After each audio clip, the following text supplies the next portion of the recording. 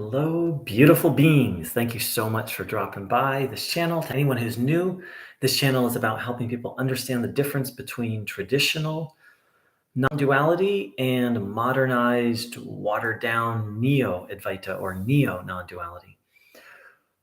Um, Before I hop into this topic, which I'm excited about, two things. First of all, if you're happy with your spiritual path, if you're following a non-dual teacher or a neo non-dual Neo-Advaita teacher, this video isn't for you.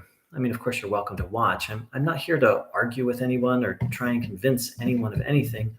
I'm here to help people who have been following non-traditional non-duality teachers and feel like they've been harmed and are in the process of leaving that and recovering from that. Second of all, I'm not a guru. I'm not some enlightened being. I'm not here to teach about non-duality. I'm here to teach people how to recover from neo non-duality.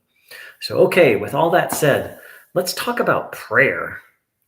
Prayer, yuck. That was my thought when I first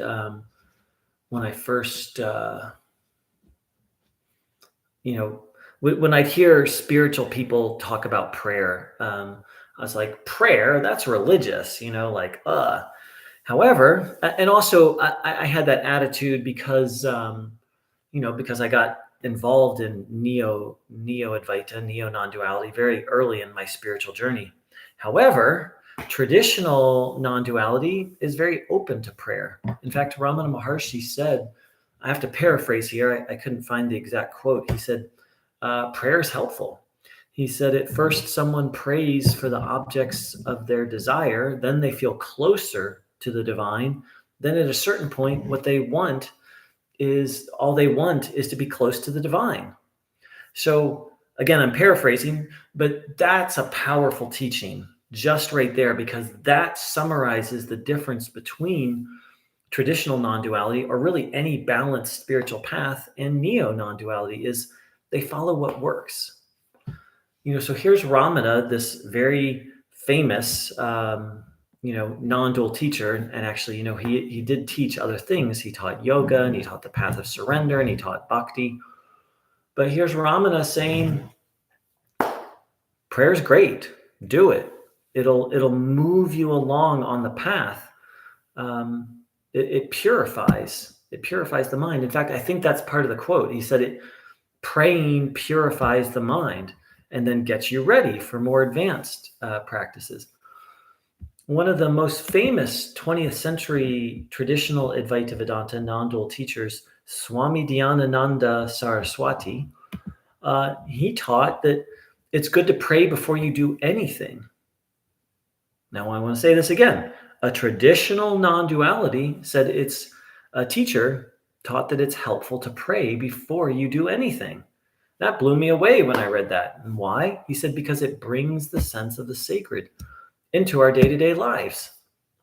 So that's traditional non-duality for you, but more importantly, that's a balanced spiritual path. It just goes with what works. It meets the individual where they are.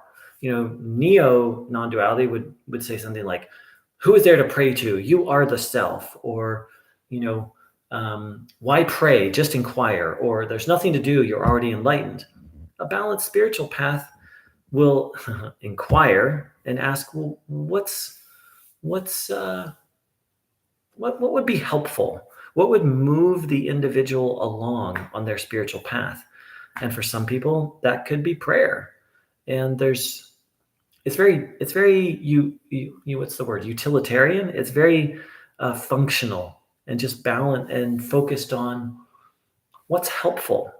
If it's considered helpful, then do it. If it moves you forward, then do it. It's really seen as a journey.